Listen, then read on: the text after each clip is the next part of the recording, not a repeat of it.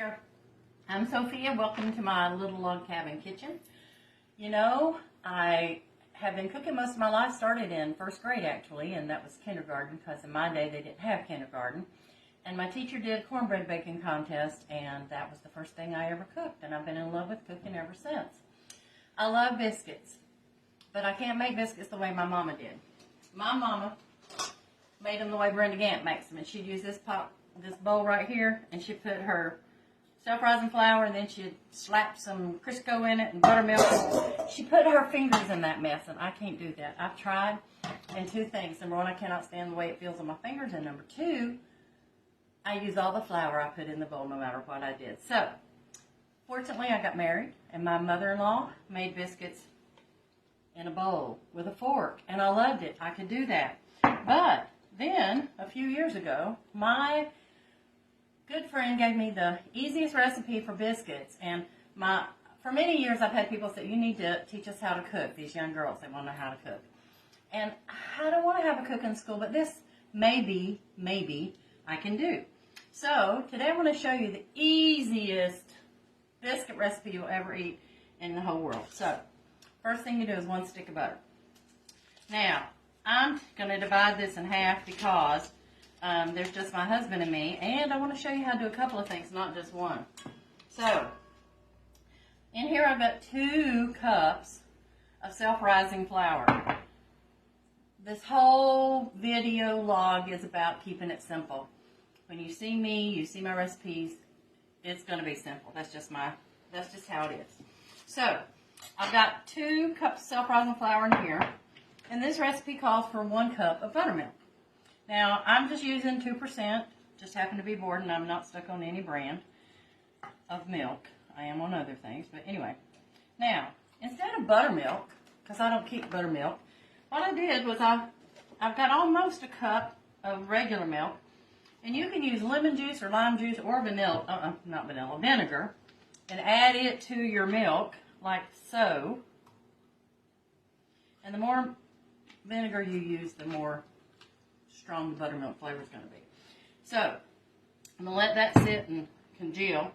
And I'm going to take my butter. Usually, I use a big iron skillet, a bigger one, and you just put the whole thing in the bottom. But for this today, I'm going to show you how to do 2 ways. So, I'm going to put half a stick in my frying pan and half a stick in an 8-inch cake pan. I'm doing this just so that it will melt faster. Because that's one thing about being simple is you want to save time. Because I love to cook. I love to feed people. That's my love language. Feeding people is my love language. And so I don't like to spend the day in the kitchen, so I try to find the shortest, fastest, easiest way to do whatever. So I've got my oven on preheat. Tina's going to follow me here. I'm about to put these in the oven to melt my butter. Now, while I'm over here, I'm going to grab my sugar. I forgot my sugar, but that's okay, because I got plenty. Now, that's melting. And Tina, can you come look a little, get closer? I want you to see how see how that's curdling on top? You are making buttermilk right now, girlfriend. And it is going to be delicious. All right. Now, I'm going to take my buttermilk, and I'm going to pour it in with my flour. Pour that in the sink. Now, you can take a spoon or a fork or whatever. I just like this little scraper, spatula, whatever you want to call it. Stir that stuff up. You're making a dough. Make sure you scrape it from the bottom, because there's good stuff down on the bottom too, and you don't want to waste any of it. So, see, there's a little flour stuck down on the bottom, and I'm not going to have that. I'm going to grab it and fold it right up into my dough. Whoops! Keep it simple. Buy the cheap stuff. Anyway, it'll work. Just watch. Let me check my butter. I forgot to turn the oven light on. It's almost there as soon as it gets melted. So what I'm going to do This recipe is so easy and so simple. But what I'm going to do is I'm going to make two kinds for you. I'm going to make your regular buttermilk biscuits. And then I'm going to take half the dough and I'm going to make cinnamon raisin biscuits. So you can have sweet and you can have savory. I don't know if any of you ever remember Hardee's used to sell cinnamon raisin biscuits, and I loved those. And so started making them at home. Why not? Listen, I was making German chocolate cake one time and my niece came over while I was making it because it was her dad's favorite cake. And she came in, she said, Aunt Soph, what are you doing? I said, I'm making German chocolate cake. It's about to come out of the oven, so I'm whipping up the frosting. And she said, oh, can I help you with that? And I said, sure. And so I told her friend to get something out of the fridge and told her to get something out of the cupboard. That's Bentley. Hush. So, I started getting this stuff together, putting it in the pot, stirring it up, and she goes, Aunt Soph, what are you doing? And I said, I'm making German chocolate icing. And she gave me the funniest look, and she's like, you mean you can make that stuff? And I'm like, well, somebody has to make it before they put it in the can. So what I'm trying to teach you is how to make it before you put it in the can. So, put it on pause. I got to deal with Bentley. Alrighty, Bentley's got a bone, so he's happy, and we're gonna go ahead. So see, this stuff's already starting to puff up. It's already getting starting to rise. So I'm gonna take half of it, and I'm gonna put it right here in this pan. Now, let me wash my fingers one more time. I wash my fingers so much there ain't a cootie in the county that would get on them, I'm telling you. And I put bleach in my dishwater a lot. That helps with sickness, by the way, so you ought to try that. Just, I mean, literally not even a cap full, but just put a little bit of bleach in your dishwater, if you use dishwater, and it helps. So, see the fingers? Now watch this. See, come get closer. See, I'm putting my fingers down in the butter. And now I'm just going to take this stuff, and you see what I'm doing? I'm pushing it to the edge, because I don't want all that butter to be around the edges. I want it to come over into the middle. So I'm pushing it. You can use a fork if you want to. But God made fingers first. And now I don't mind this. I can't put my fingers in that biscuit dough, but I can do this. Ain't that weird, but hey, it is what it is. So there you go. And now this is going to be the crunchiest stuff you've ever tried. And I'm going to go ahead and throw that in the oven.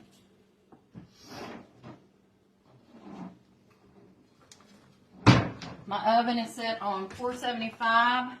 It is not convection, it's just regular. But anyway. Now, I've got the rest of this here dough.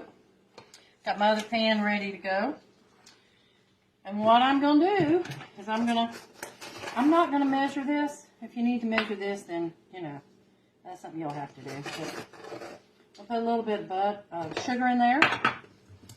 I'm probably going to take a tablespoon. I'll measure that, just maybe. It might take a tablespoon, but we'll see.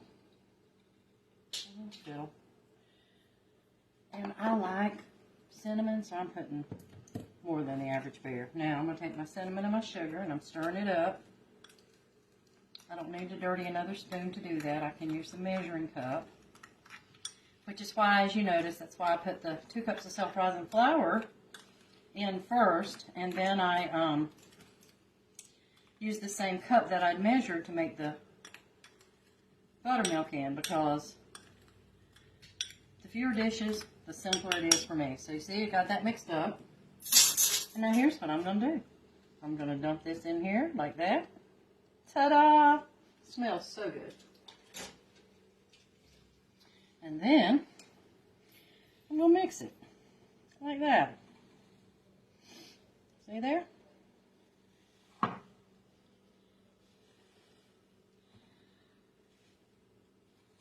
Just going to mix it. It's going to be brown.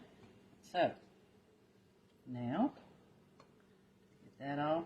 Every time I do that with my finger, I think of my mother. That was something she always did. She used her fingers to scrape with. Now, I'm going to take this, and I'm going to slap it down in here. And I did not mix up all the sugar and cinnamon, but that's okay, because it's going to form like a swirl in it. Now, there you go.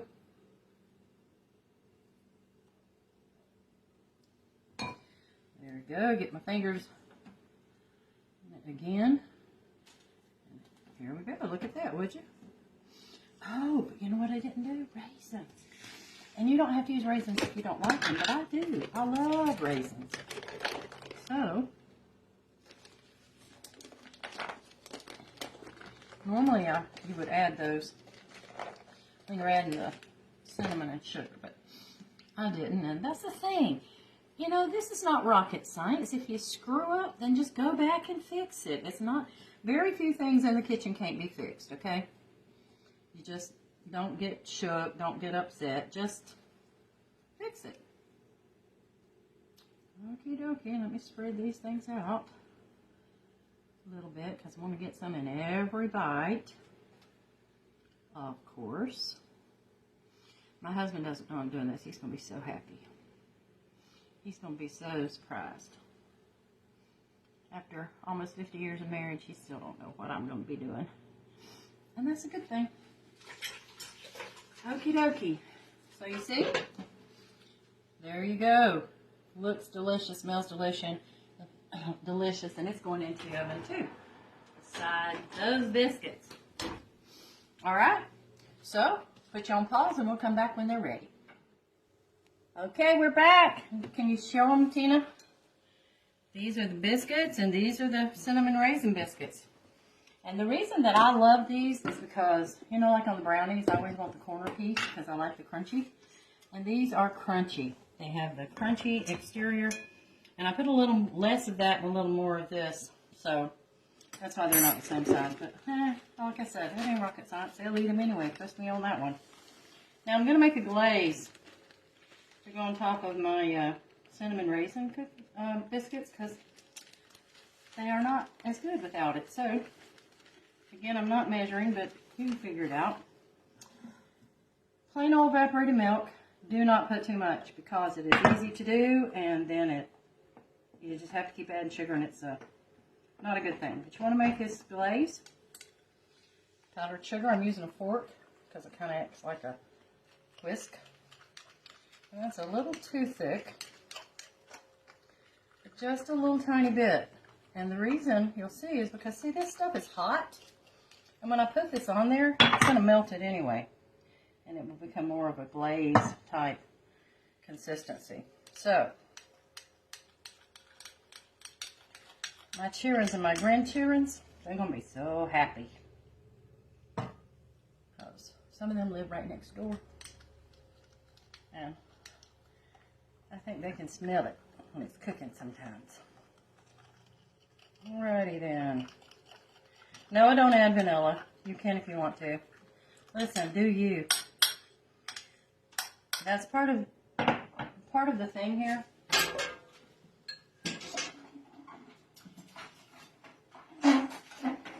Started out with the same dough, but look at the difference. Same dough made both of these recipes. You know what? Some days you might be the buttermilk biscuit that you eat with, you know, your rice and gravy and country fried steak or whatever. And other days you might be the cinnamon raisin bread. And maybe you're always the cornbread or biscuits or whatever. But the point is, do you. Don't let people try to make you something you're not or make you somebody else. You do you. God made you you on purpose. And He did it for His purpose, so you just do you and be happy about it. You're enough. How about that? Oh, plain or sweet.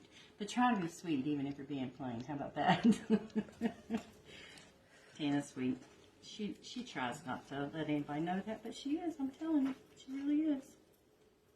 She's my good friend. Now this ain't going round and round in circles. So let me hold it down so I can do what I want to do. So that is the end of that. Jessica, you want a cinnamon raisin biscuit? Sure. The raisins are on top, so you can peel them off. That's the good thing about forgetting to put them in. Now,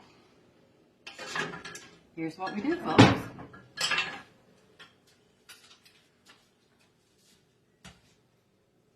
We're not going to cut them. You don't have to cut these. Just pull some out like this. See here? Watch. And you can make it as big or as little as you want to. It doesn't matter. Okay, Jess, come get it. And we're going to do a taste test. How about that?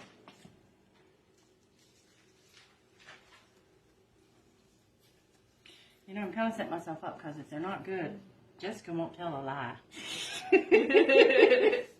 Okay, Jess. Really good. Yours. Thank you. Well, they're supposed to, but we'll see.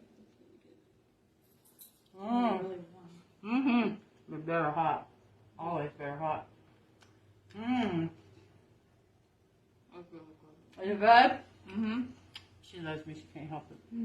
She's my grand girl. Mm. So anyway, the point is, I took a very simple recipe and I made two very simple breads, a savory and a sweet. And it was easy, it wasn't hard, and the results are delicious. And one of the things I want you to learn from this little vlog that I've started is that, you know, I don't think God meant for our lives to be as complicated as we sometimes make them, you know? I think our life should be simple, and maybe you need to make some changes in your life to simplify that. But remember that God loves you, and serving Him is not as complicated as some people want to make it out to be.